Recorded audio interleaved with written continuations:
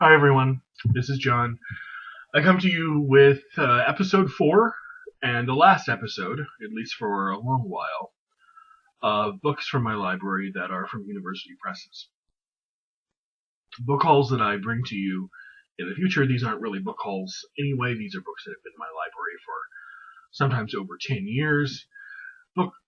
Books that I show you in the future I promise to make more varied with, non-academic publishers thoroughly mixed in, so maybe they will interest a wider audience. But I did want to show you 10 last books. Let me start off with maybe the most pigeonhole one. This is Hannah Arendt in the Limits of Philosophy by Lisa Jane Dish.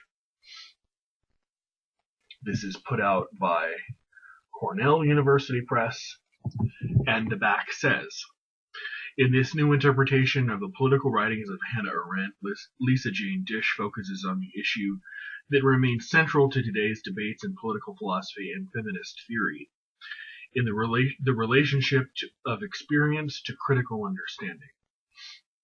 Discussing a range of Arendt's work, including unpublished writings, Dish explores the function of storytelling as a form of critical theory beyond the limits of philosophy. I've never read any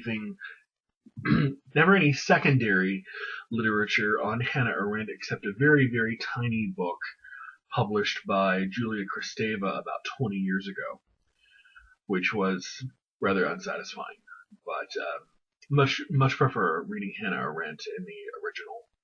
Very sharp, incisive, and interesting political thinker, I think. Number 2, this is a book I was telling Peg about, so she'll probably recognize the name. This is J.G.A. Pocock's The Machiavellian Moment, Florentine Political Thought and the Atlantic Political Tradition. Pocock, as I was telling Peg about the other day, has spent the last 15 or 20 years coming out with a 6-volume series of books elucidating the intellectual atmosphere, times, environment, historiographical goings-on that surrounded Edward Gibbon as he was writing The Decline and Fall. And I have volume 1 and 2 of that series and have showed them in previous books I've showed on this channel. Unfortunately, many of the times they are prohibitively expensive. They're sometimes $30 or $40 per volume, and I refuse to pay that. But this is a book that I think he came out with in the 70s.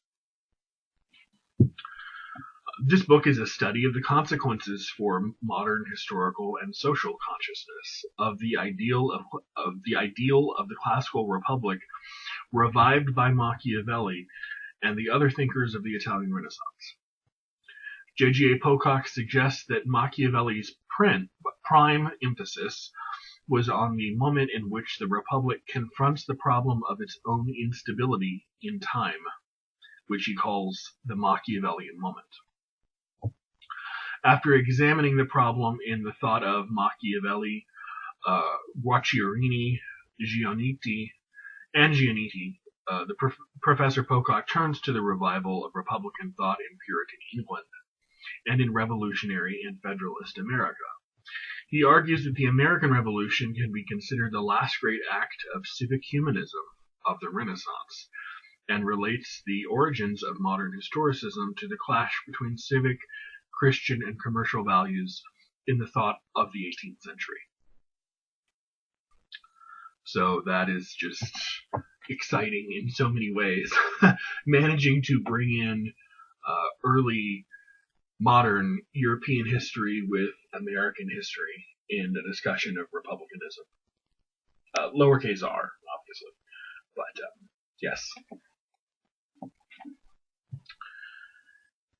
All right. This is a book I forgot if this was volume 1 or 2. This guy has recently come out with more. I think this is volume 1, but I could be wrong. His name is Jonathan Israel, and he's a scholar, I think. Yes, a professor in the School of Historical Studies at the Institute for Advanced Study in Princeton. However, this book was published at Oxford University Press. This is Radical Enlightenment, a Philosophy in the Making of Modernity, 1650 to 1750. And as I said, this is a series. This, I think, is volume 1 of at least 4. I think he came out with volume 4 late in 2019. These are gigantic, with notes and index. This is over 800 pages long. And it is basically a critical re-examination of enlightened thought from head to toe, with a very, very heavy emphasis on Spinozism.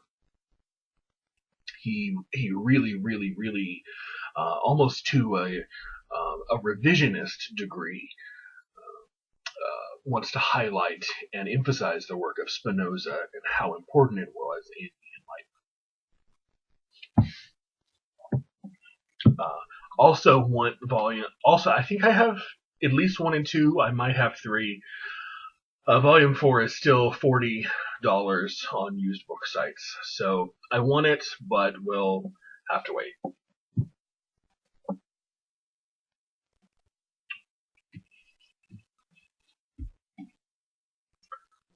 This is a book by Emmanuel Fay.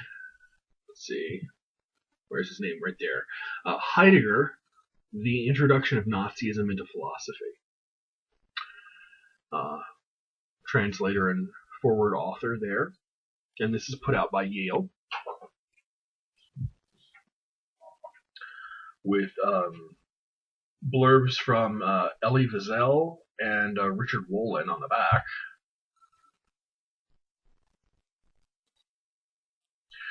In this provocative book, Fay uses excerpts from unpublished seminars to show that Heidegger's philosophical writings are fatally compromised by an adherence to National Socialist ideas.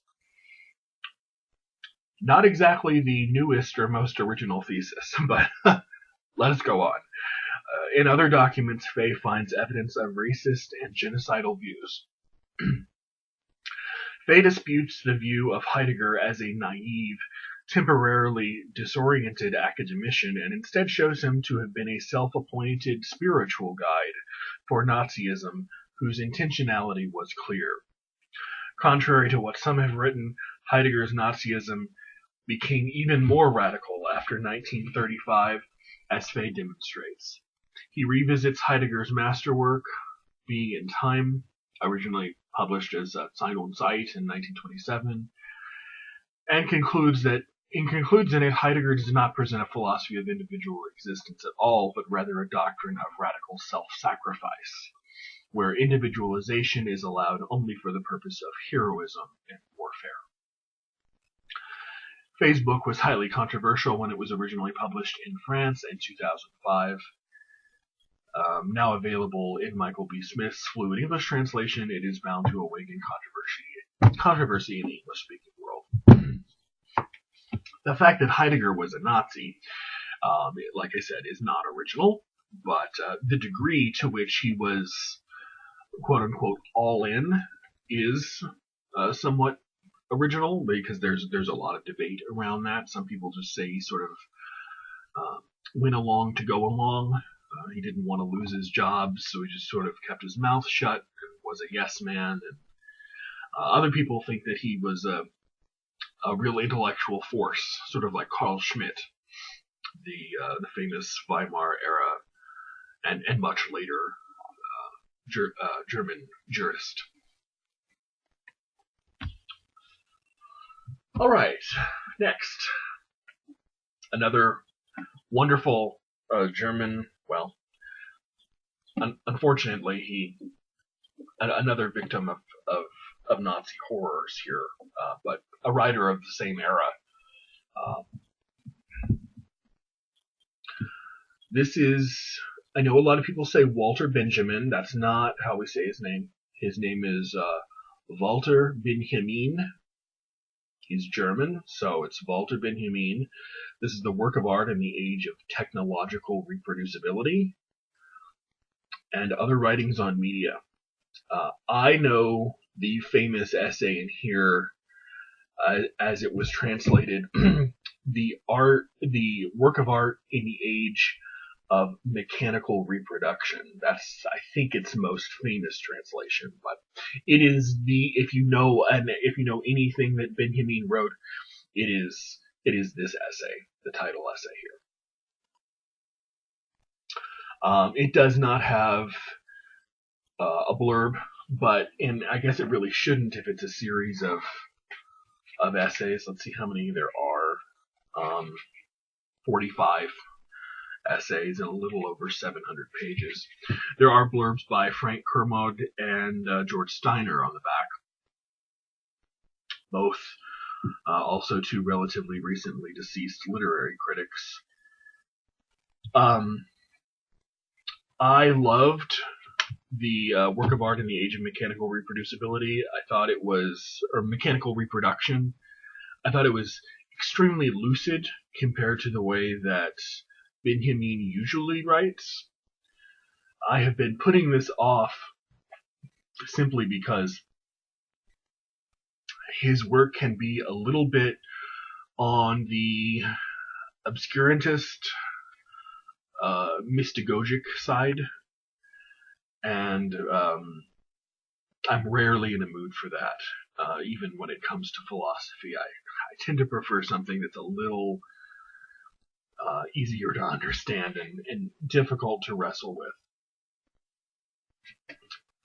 But yes, these, if nothing else, they are 45 small pieces, so you can get your obscurantism in small doses, if you prefer it that way.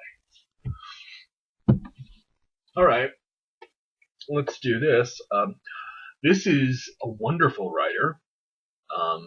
Also, unfortunately, very recently passed away within the last few years. I got the pleasure to hear him talk while I was attending my university in San Antonio. He came to speak, I think, in probably 2003 or 2004, when he seemed even to be then quite an old man, but I guess he was just in his mid-70s. And he was for a long time the art critic of The Nation. You might recognize him if you read The Nation, or even if you don't. It's Arthur C. Danto. And this is a book that he wrote several years ago called Nietzsche as Philosopher. And this edition has a few extra essays, thoughts, just sort of packed at the end. And it was published a while ago while he was still, well, is it that late? This is saying 2005. Maybe it is that late. But I guess he was still working on Nietzsche fairly late in his life. But a great art critic and a great contributor to a lot of areas of philosophy, including Nietzsche studies.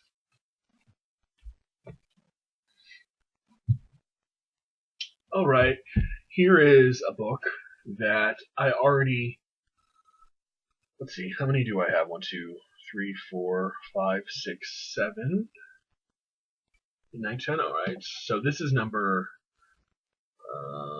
7. This is by, I think I showed another book by this writer in the last University Press Books video. This is by Friedrich Voxer. This is that big synthesis of German Romanticism I was talking about. This is German Idealism, the Struggle Against Subjectivism, 1781 to 1801. Unlike the book itself, the blurb on the back is forgivingly short.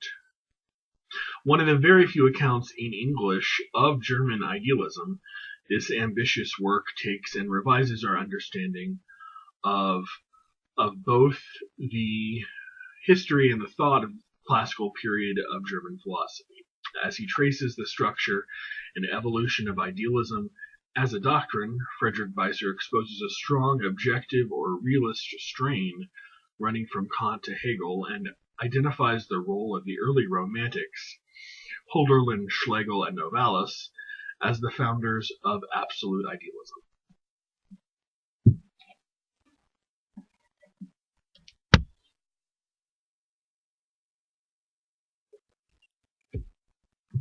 All right, running out of space here. I don't think I've ever shown a book by this writer. This is Paul Feyerabend. That's Conquest of Abundance, a tale of abstraction versus the richness of being, published by the University of Chicago. Paul Feyerabend, for those who are unfamiliar with the name, was a philosopher of science, mostly known for a book called Against Method, which he wrote in maybe the 70s.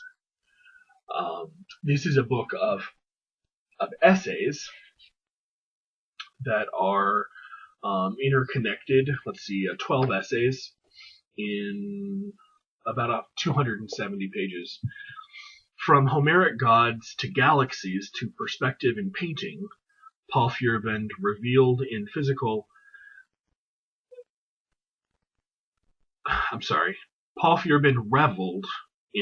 and cultural abundance. Struck, however, by the fact that human senses and intelligence can take in only a fraction of these riches, a fraction that limits and shapes our sense of reality, Feyerabend began writing Conquest of Abundance to decry these limitations. Unfinished when he died in 1994, this book represents a new way of thinking for this philosophical genius. And it has a little blurb by Richard Rorty, another one of my favorite 20th century American philosophers.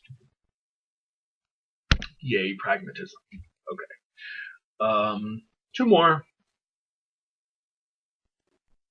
This is a book from the Bollingen series put out by Princeton University Press. This is another classic in its field, European literature, and then the Latin Middle Ages by Ernst Robert Curtius. This does not have a blurb on the back, simply blurbs from other reviewers, which are basically just PR related, doesn't tell you so much about the content. But this traces the influence of Latin literature on down the ages, starting with Dante. He goes over Augustine, Cassiodorus, Isidore of Seville. He talks about the different kinds of study in medieval education, the trivium and the quadrivium. He talks about, and he goes well before Dante too. He talks about Anglo-Saxon and Carolingian studies, literary forms as they changed over the years. It is I remember reading that he wrote this during World War II. Okay. I'm thinking it says it was copyrighted in 1953, but I think he wrote it before that. When he was, I think, basically stuck somewhere because of the war without any notes. or any books. All of this was written from memory. This is a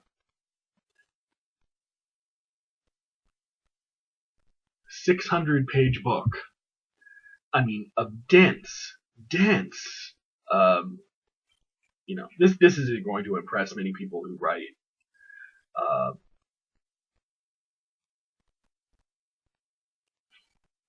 Who read books like this on a regular occasion, but sometimes the footnotes just take up half a page. I mean, it's small writing too. All from memory. Didn't have anything to reference.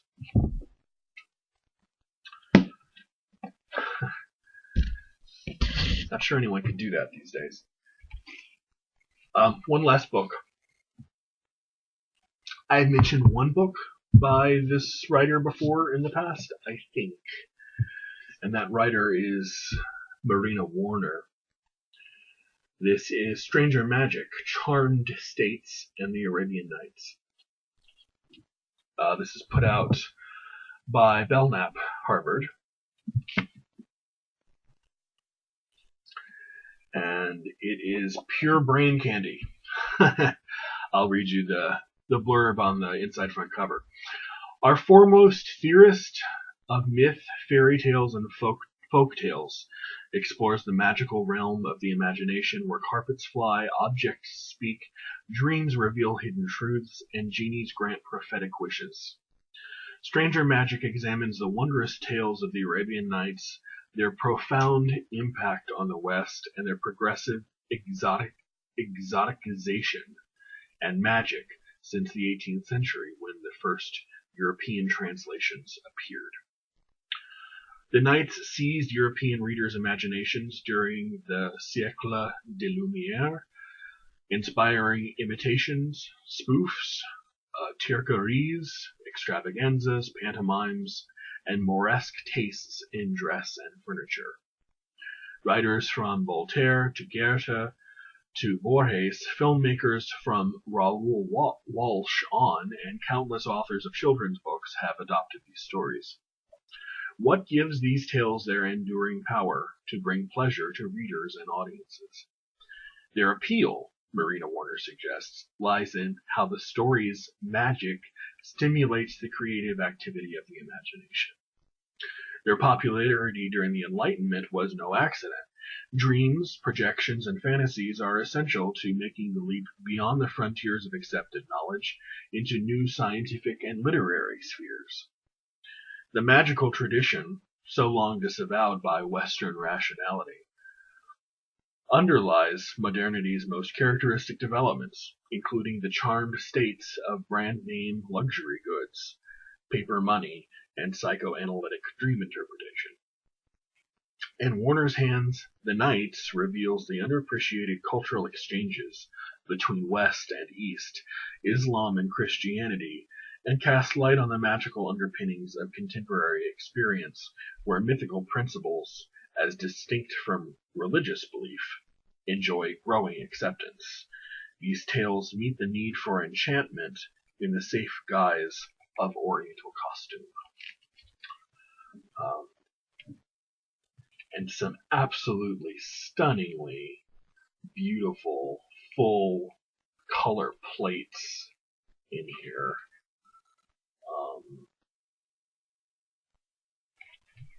Here is one from the Book of Omens from the early 17th century.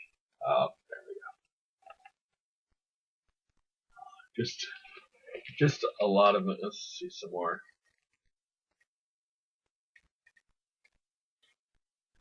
Here's a reproduction of Freud's couch. Right there. Oh, right there. So, just a neat book about the impact of the Arabian Nights. So I will see you next week. Bye.